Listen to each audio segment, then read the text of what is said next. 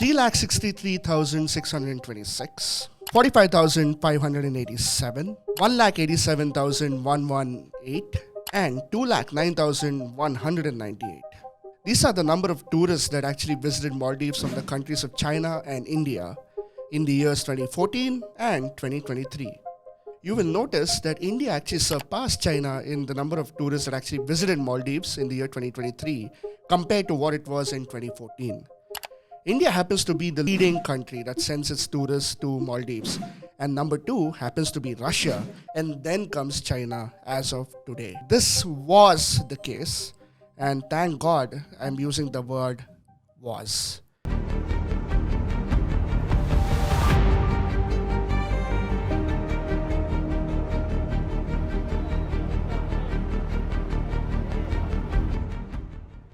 Hello and welcome to this new video from the Indian Millennials channel. My name is Rohit Kurpan and I bring about contextual information that caters to every single millennial and Gen Z in India that affects them from things that are happening in the world, in our country India, and also in the marketplace. Today's topic happens to be Maldives. You must be wondering that, okay, you're just doing this video because probably this is what everyone is talking about. But no, there's actually a particular peculiar reason why I'm actually doing this video. Because if you talk to any millennial or any Gen Z person who's actually getting married or is about to get married, the top destination for them to visit for their honeymoon happens to be Maldives. And this has been the case for at least for the past 3 to 4 years for sure. Maldives is known for its pristine beaches, its top class resorts with their amazing beach villas, with the swimming pool, with everything available to them. You know, you land at Malé Airport, amazing landing views. You also take off from another seaplane to visit your resort. You spend 5 good days and then you come back. It's a pretty good holiday. If you're a scuba diver, if you're a snorkeler, you would obviously love the kind of views and sights that you see underwater in Maldives as well. And that is what it's known for. Well, that's what people want you to know Maldives for. And guess why? Because there was a marketing extravaganza conducted by Maldives government by tying up with Bollywood stars and top creators that actually posted some beautiful looking pictures that allured the average Indian to actually visit Maldives. Kudos to them because their marketing was brilliantly done. But do you know the flip side of Maldives? Maldives and India haven't really been allies, alright? And like India's other neighbors, India and Maldives also share a very peculiar relationship. India has always been at the forefront to help Maldives whenever Maldives wanted help in terms of their naval security, in terms of, giving them or supplying them with medicines during the COVID pandemic or anything as a matter of fact. But Maldives has never seen eye to eye with India. Hell, recently when the new government took over Maldives, they actually told India to get out of their country. That means they wanted Indian naval officers to leave Maldives. Now I'll ask you a simple question. It's a Friday night, you finished work, you've come back and you actually have 2 options to go out with your friends. Okay, who would you rather go out with? Would you rather go out with a friend who is actually good to you, who is respectful towards you, and go out, grab a bite together and even pay the bill? Or would you rather go out with the other person who has not been so respectful to you, who has not been very kind to you, but still would you rather hang out with them? The answer is number 1, right? You would obviously hang out with a person who's very respectful towards you, and you would not want to go with a person who's not been respectful towards you. The same thing applies with tourists who visit countries as well. I would urge all of us to not visit countries that are not respectful towards you being an Indian. Why would you add value to their economy when they are not respectful towards you? It's plain and simple. And this is going to happen soon. The changes are also visible. Because believe it or not, India happens to be the top value creator for Maldives tourism. Now, let us come to the other side of it. Our country is so diverse from a geographic point of view that we actually we completely ignore our islands, the Andaman and Nicobar Islands in the Bay of Bengal and Lakshadweep in the Arabian Sea.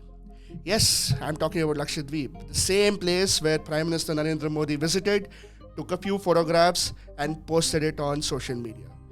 I want you to go through that particular post. Not once did he mention Maldives.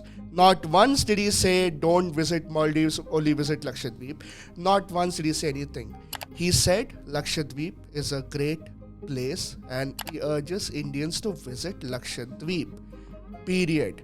And he has every right to do that because Lakshadweep is a sovereign part of India.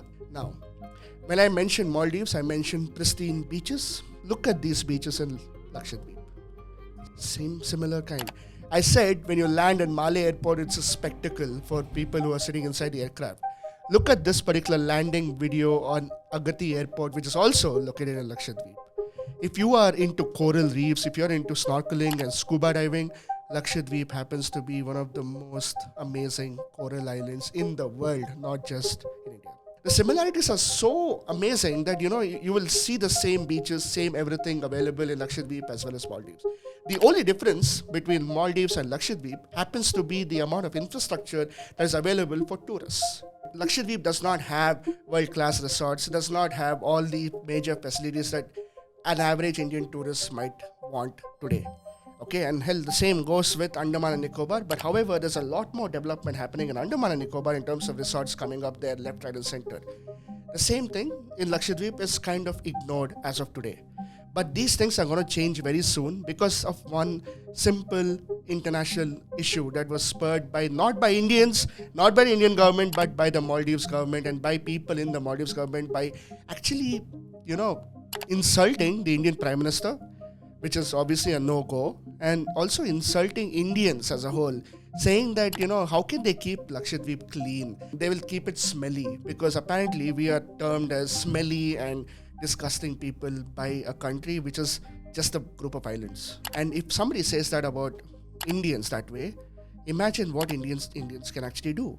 If the same infrastructure is set up in Lakshadweep, and if the same Bollywood and creators visit Lakshadweep and start putting out pictures about these islands and these resorts, believe me, the Indians that are visiting Maldives will stop visiting Maldives, they will start visiting Lakshadweep. And not just that, it can even disrupt Maldives' economy by actually displacing even the number of people visiting from Russia, which happens to be number 2, because we do have good relations with Russia, and Russians might also start coming into Lakshadweep. We have the potential to disrupt major tourist economies by just developing Andaman and Nicobar and Lakshadweep. Andaman and Nicobar, in all geographical point of view, can actually disrupt and be a disruptive place for a place like Bali. Yes, you heard me right.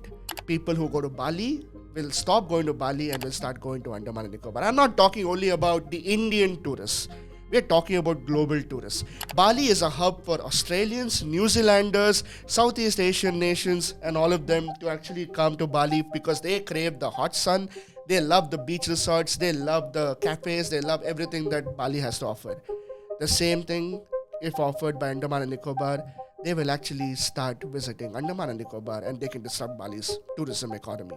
Now, the same people who actually love the pristine waters of Maldives from Russia, UK, Germany, France, they travel that far to go to Maldives. Just by traveling less amount of time, they can actually come to Lakshadweep, and that can also be a major disruption. And if this disruption can actually take place, and I see it happening in the next 5 to 6 years, where Lakshadweep and Andaman and Nicobar Islands would be the main tourist destinations for international tourists in India, apart from obviously the number of places that are available in the mainland. I made a video about India's tourism industry and how it's growing. You can check that out as well, where I've highlighted a few things, and I will highlight a lot more going forward in the future. But today's video was only about Lakshadweep and Maldives and this particular saga that's happening right now as we speak. To all the fellow millennials, to all Gen Zs who actually love watching their creators and their Bollywood stars going to Maldives, that will not happen that much, I feel, and I believe that will not happen. But even if that happens, think twice where you want to travel to.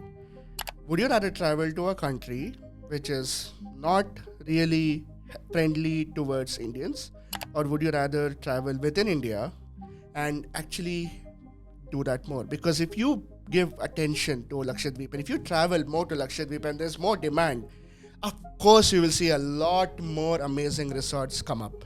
Ladies and gentlemen, boys and girls, I want to give you a reality check as well. These are the resorts that are available right now in Andaman and Nicobar. Let me say without a shadow of a doubt, they are world class. And also, these are the scuba diving spots available. This is basically the snorkeling paradise for people who love to, swim in the oceans. And not just Indians visit Andaman and Nicobar, even international tourists visit. The same thing can happen to Lakshadweep, and I am sure it will happen to Lakshadweep as well. All we need is a little bit of tourism development, but sustainable development. Fun fact though, in Maldives, there's one particular island that collects all the trash from all the islands and they're stored in one island. They are not at all sustainable. And there are also talks about climate change that might affect Maldives and they might even go underwater by the year 2080 or 2090. Check out, this is not me talking, this is an actual report that suggests that. The other thing that I would like to say is Lakshadweep Islands, with a lot of sustainable development, with also keeping in mind and making sure that the locals are not affected and impacted by rising tourism, and also ensuring that we provide them with all the basic facilities like clean water, which is also desalination plants have all come up in Lakshadweep. If we do the right things in Lakshadweep, it will become a paradise for tourists, paradise for people who are living there, and also it will be sort of a golden template for how islands can grow sustainably. Visit the country that you live in right now. India is obviously a great country. It has a lot to offer for every single person. So anyway, I hope you enjoyed this video. For more such content, please like, share, subscribe to the Indian Millennials channel. And whoever is subscribed to us, thank you so much for all the support. I've got some very kind comments from you guys, and I also have got some not so kind comments, but I'm okay with it. As long as there's an open debate within the comment section, it's fine. It's okay to disagree. It's okay to agree. It's also okay to agree to disagree. And that's the motto that I want to bring in this particular channel. So until next time, for more such videos, stay tuned. This is Rohit Kurpad saying Namaste, Jai Hind, and goodbye.